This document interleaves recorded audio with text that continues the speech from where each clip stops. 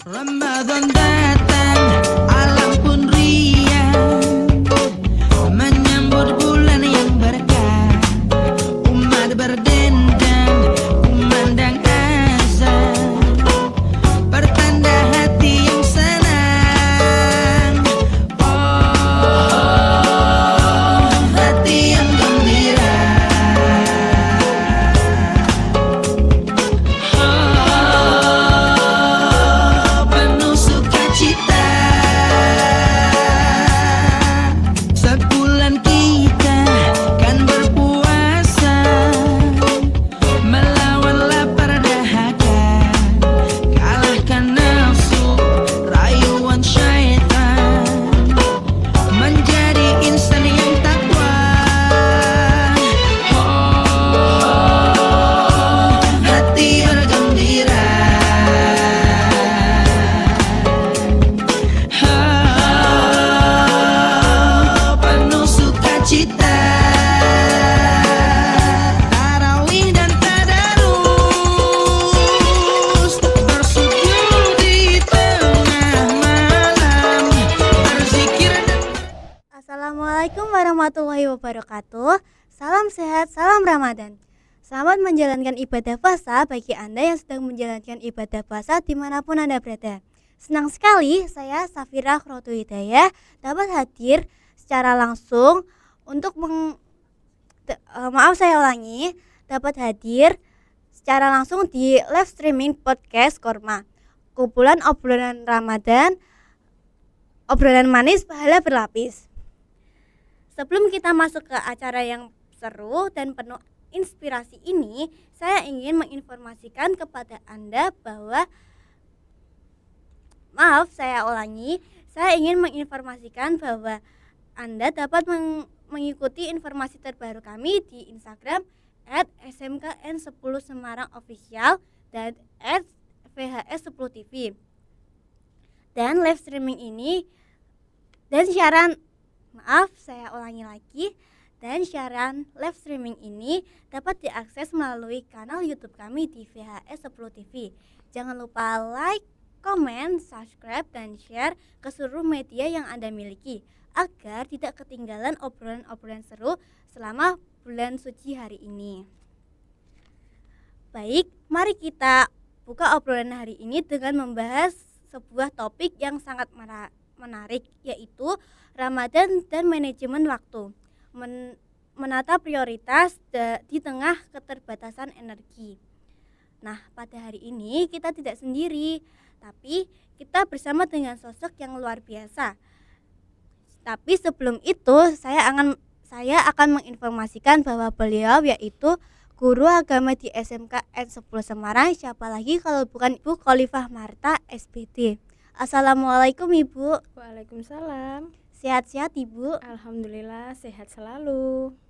Hari ini kita akan membahas tentang Ramadan dan manajemen waktu.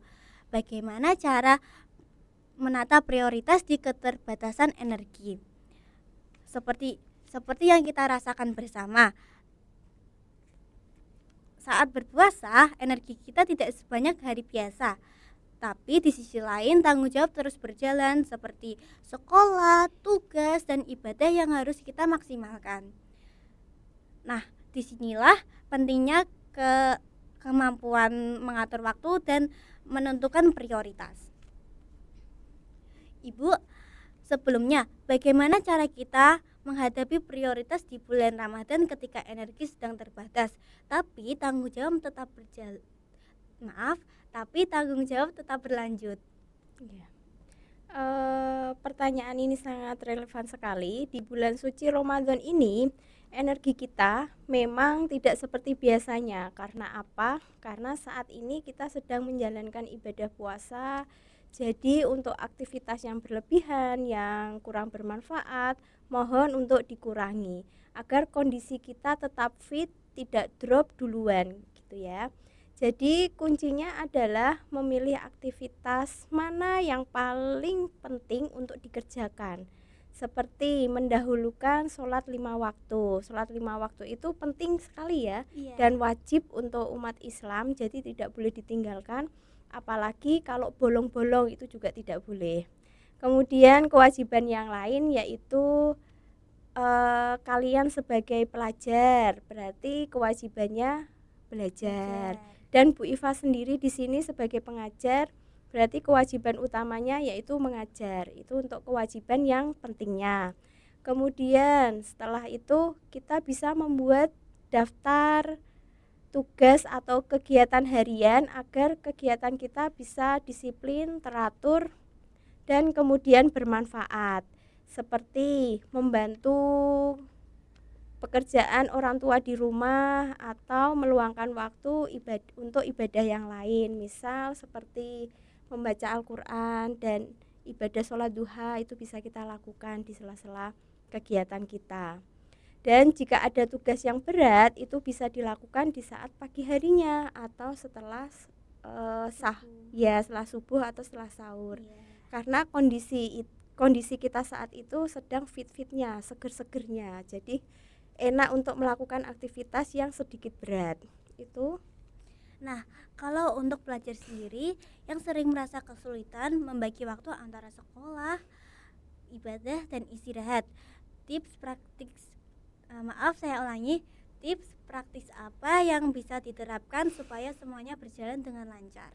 Iya, tipsnya seperti tadi sih, membuat daftar aktivitas harian agar kegiatan kita ini tertata rapi. Misal ini, kalian paginya harus fokus ke sekolah. Kemudian siangnya pulang sekolah bisa istirahat sebentar. Kemudian setelah istirahat kita bisa membantu orang tua di rumah, pekerjaan orang tua. Apalagi mendekati berbuka puasa, itu lebih senangnya membantu menyiapkan santapan buka puasa. Dan jangan lupa nanti saat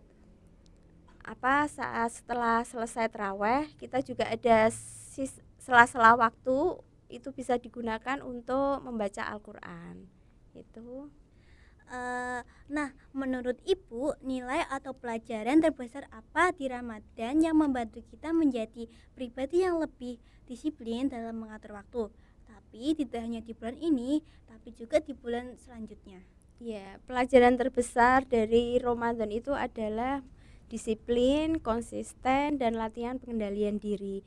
Selama 1 bulan ini kita itu dilatih untuk sahur tepat waktu, kemudian berbuka sesuai waktunya, kemudian menahan lapar, menahan emosi. Itu semua sebenarnya latihan untuk kita mengendalikan diri sendiri dan juga mengatur waktu secara bijak. Ramadan juga mengajarkan bahwa perubahan itu bisa kita lakukan asalkan kita melakukan secara terus-menerus secara konsisten selama 30 hari ini. Artinya disiplin itu bukan soal bakat tetapi soal kebiasaan. Jadi setelah Ramadan selesai, kita kebiasaan baik kita itu juga harus lanjut, tidak boleh langsung selesai gitu saja. Diharapkan untuk lanjut, pertahankan minimal 1 kebiasaan baik harus kita lakukan setelah Ramadan ini. Misal, tetap bangun pagi untuk sholat subuh, tetap membaca Al-Quran setiap harinya, dan tetap membuat jadwal harian agar jadwal kita tertata dengan rapi. Anak-anakku semua, Ramadan itu mengajarkan bahwa waktu itu sangat berharga.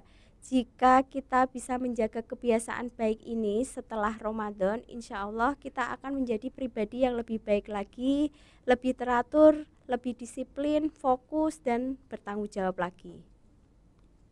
Masya Allah, menarik sekali ya, bahwa Ramadan bukan hanya tentang menahan haus dan menahan lapar, tapi juga menahan tentang melatih diri untuk lebih teratur, lebih sadar prioritas, dan lebih bijak menggunakan waktu serta energi. Terima kasih Biva, sehat dan sukses selalu ya. Terima kasih juga kepada kalian yang sudah menonton podcast ini dari awal sampai akhir. Akhir kata dari saya, Safira Khrotul Hidayah, beserta seluruh kru VHS 10 TV pamit undur diri. Dan jangan lupa saya ulangi, tetap semangat dan sampai jumpa di podcast selanjutnya. Terima kasih.